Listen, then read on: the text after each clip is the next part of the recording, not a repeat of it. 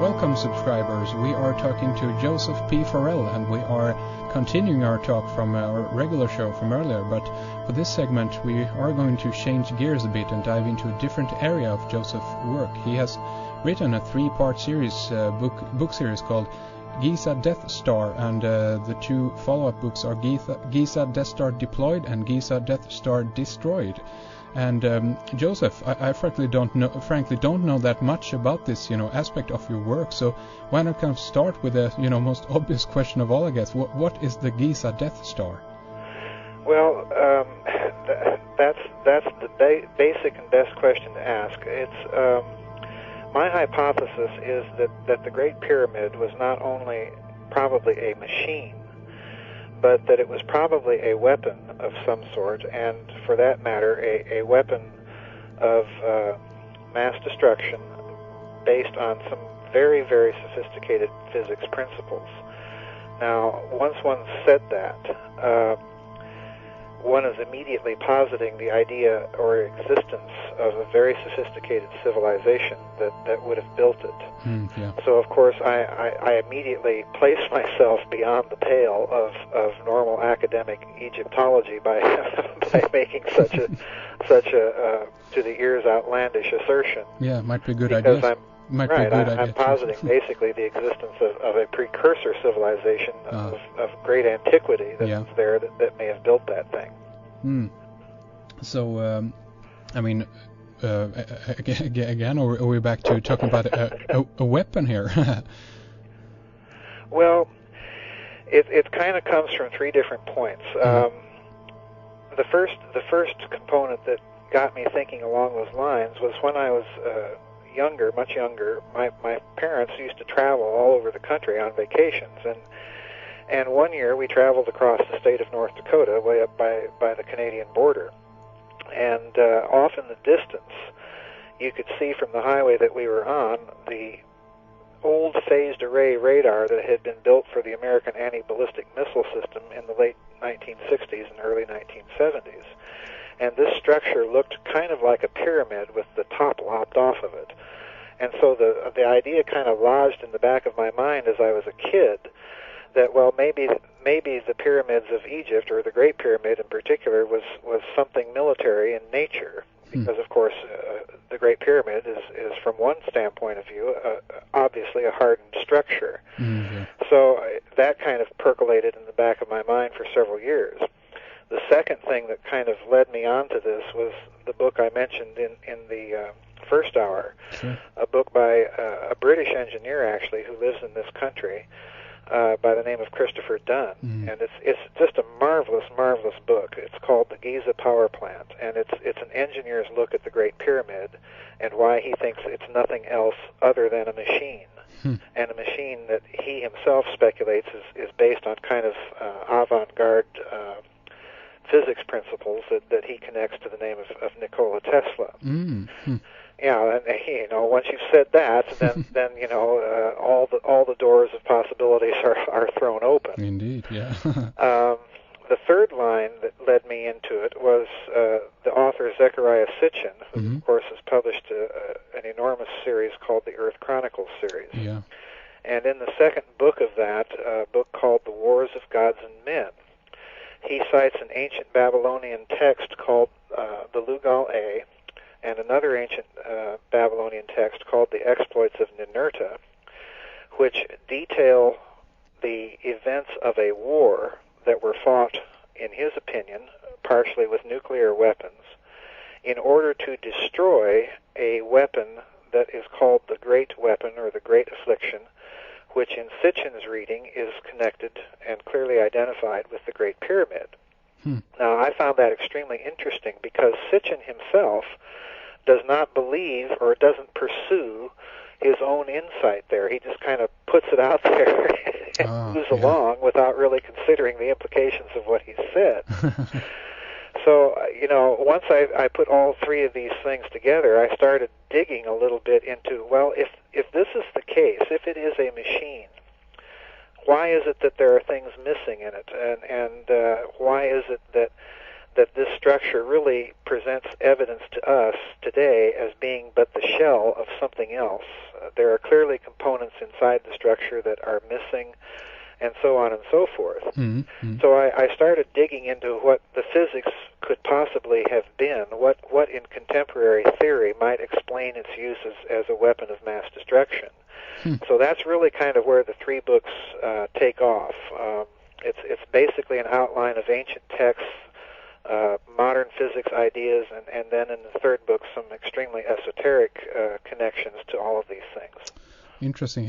And tell us, if you will, about the... do you speculate at all in regards to the civilization who actually might have built these things? Ancient one, how many years ago, so forth? I do to a certain extent, but only insofar in those three books as a kind of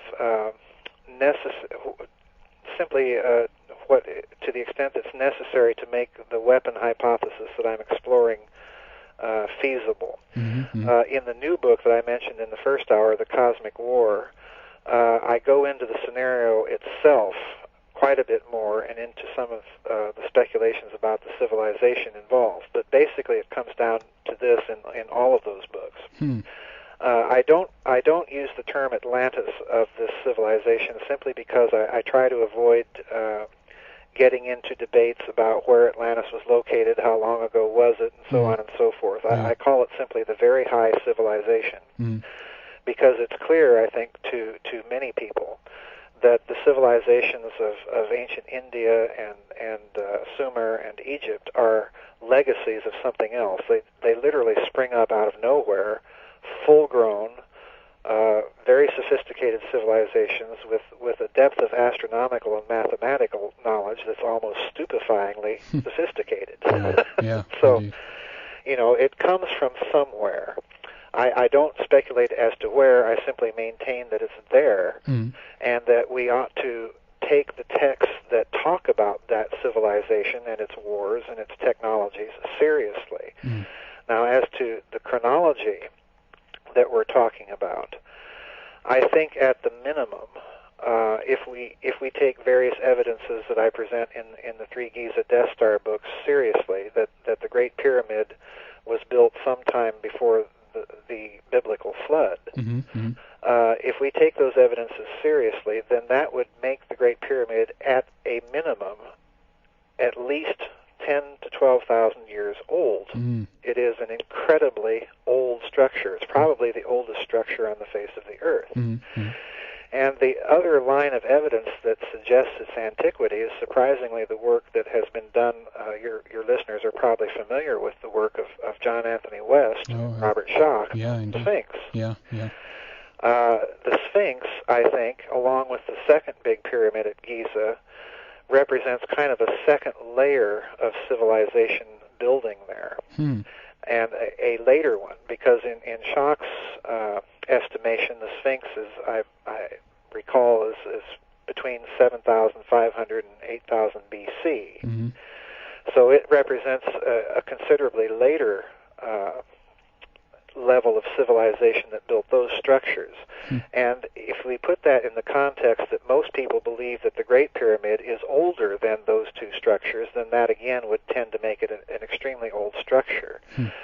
Now, the thing that I find incredibly interesting about the Great Pyramid, and I get into this a bit in the Giza Death Star books, are the fantastic amount of mathematical and physical analogs that the pyramid has within it, not only to the geometry and physics of the Earth, but to the geometry and physics of the local solar system. And much to my surprise, when I was working out the details of my hypothesis, in order for my hypothesis to be true, I maintain that the pyramid is a harmonic oscillator, which means that, to draw an analogy for your listeners, if one sits at a piano keyboard, an acoustic piano, and presses down any note silently, and then hits the same note an octave or two lower, you'll hear that note that you're pressing silently vibrate sympathetically with the note that you strike. So in order for my idea of the physics involved to be true, I had to find some analog to the constants or coefficients of the constants of quantum mechanics. Now, that may sound just like the wildest speculation that there could possibly be. Mm-hmm.